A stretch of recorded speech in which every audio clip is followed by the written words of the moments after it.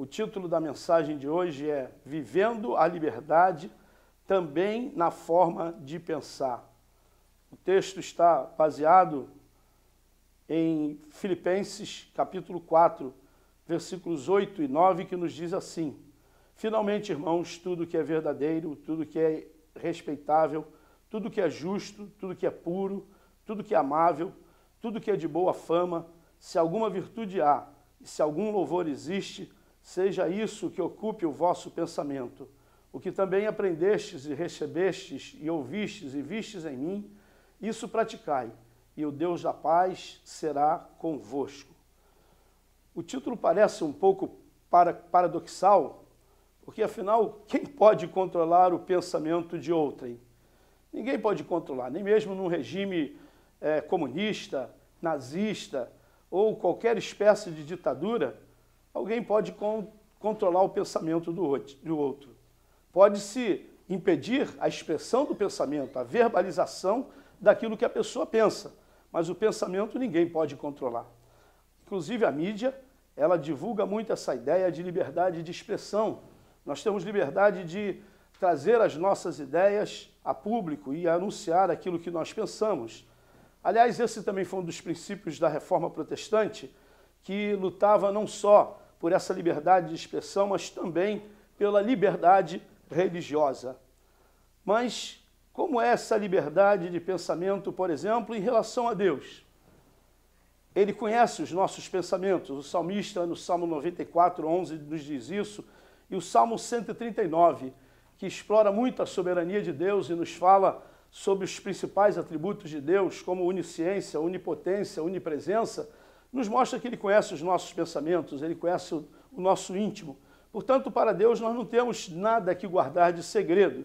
E assim, na realidade, nós somos cativos, os nossos pensamentos são cativos do Senhor, porque Ele conhece tudo que está em nossa mente.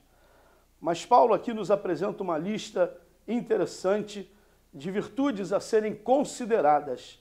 Ele então nos diz tudo que é verdadeiro, tudo que é respeitável, tudo que é justo, tudo que é puro, tudo que é amável, tudo que é de boa fama, se alguma virtude há e se algum louvor existe, nisto pensai. Ou seja, Paulo está nos convidando a pensarmos em coisas boas. E é dessa maneira que a palavra de Deus nos orienta, de estarmos sempre pensando naquilo que procede de bem para com o próximo. Mas Paulo ele se oferece como exemplo. E aí ele usa 4 verbos interessantes. Ele diz aqui que aprendestes, recebestes, ouvistes e vistes em mim.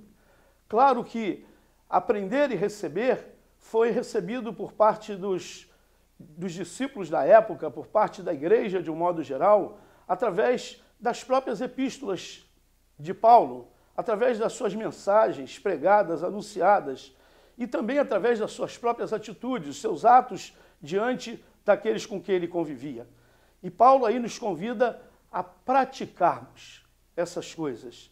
Isso porque a palavra de Deus sempre nos exorta dizendo que nós não devemos ser simplesmente ouvintes da palavra, mas devemos ser praticantes. Eu gosto muito de uma tradução, muito embora eu ache que a melhor tradução é realmente usar a palavra amor do capítulo 13 de 1 Coríntios, mas é uma tradução que usa a palavra caridade. É interessante também porque a palavra caridade quer dizer o amor colocado em prática. É isso que é a caridade. E aqui Paulo está nos ensinando a colocarmos essas coisas em práticas. Lembrando-nos sempre que os nossos pensamentos estão cativos do Senhor e por isso eles devem ser sempre bons, os nossos pensamentos. E eu quero, queridos, concluir dizendo para vocês que vocês têm liberdade de pensamento em relação aos homens, mas em relação a Deus, nós não temos liberdade de pensamento. Ele sabe o que ocupa os seus pensamentos. E Ele julga não só os nossos atos, mas a palavra de Deus nos mostra que Ele julga também as nossas intenções. Portanto, o que Paulo nos aconselha, vamos pensar em coisas boas, coisas lá do alto, coisas lá de cima, porque mesmo nessas coisas que nós pensamos, o Senhor há de nos julgar por elas. Que Deus te abençoe. Amém.